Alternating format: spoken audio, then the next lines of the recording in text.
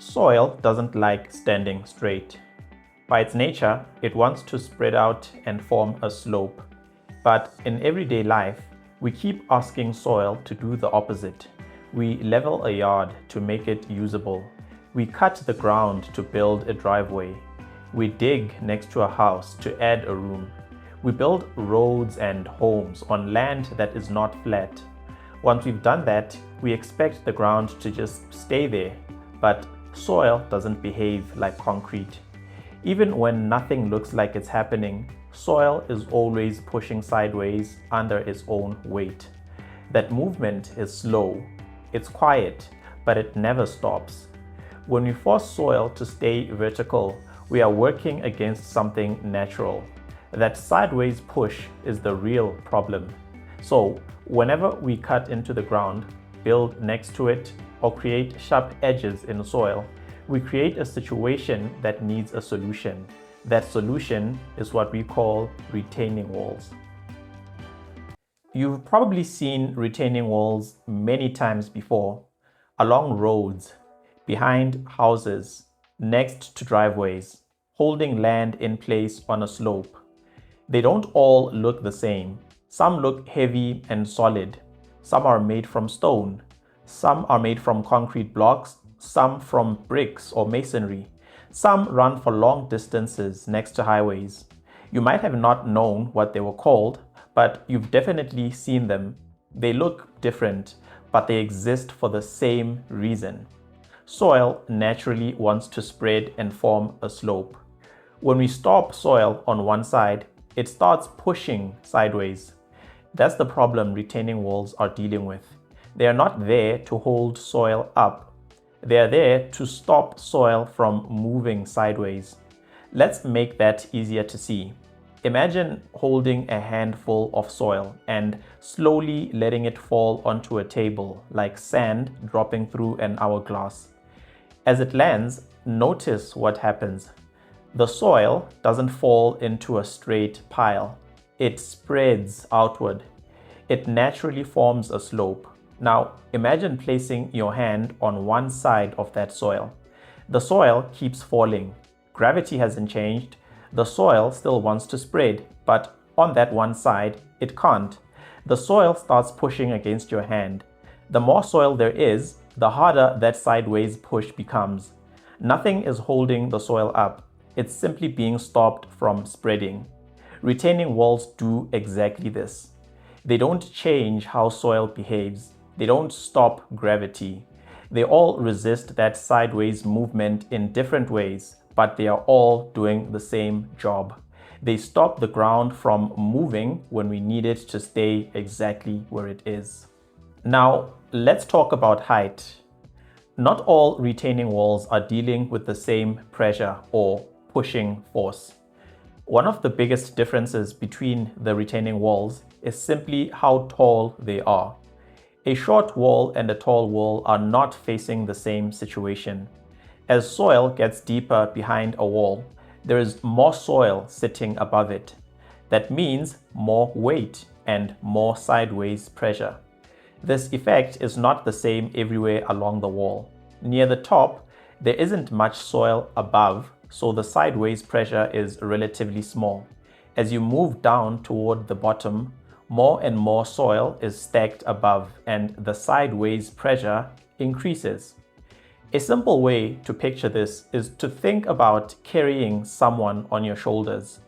If you're carrying just one person, you might bend slightly, but you can manage. Now, imagine that person is also carrying someone on their shoulders. You are now carrying more than one person.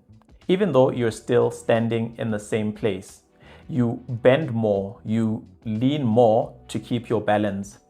The person at the top barely feels the difference. The effect is strongest at the bottom and it reduces as you move upward. Soil behaves in the same way behind a retaining wall.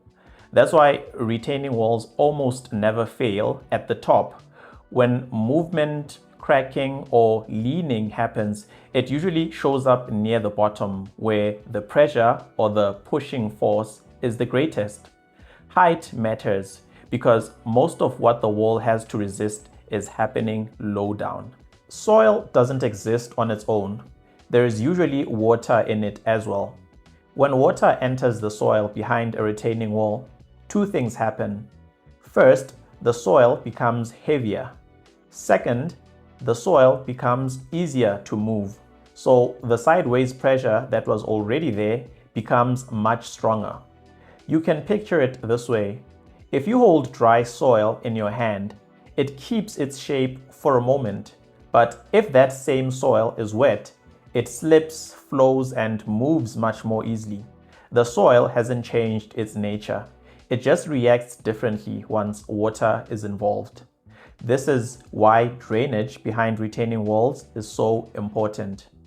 Drainage simply means giving water an easy way to escape instead of letting it collect in the soil.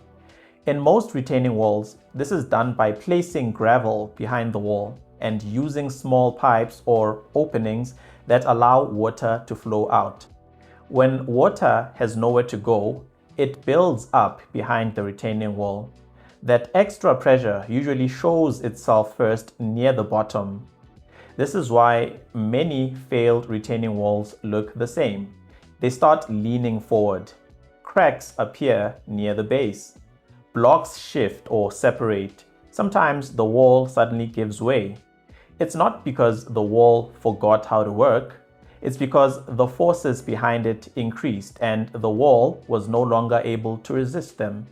Understanding this is extremely important because it shows that retaining walls don't fail because of one mistake.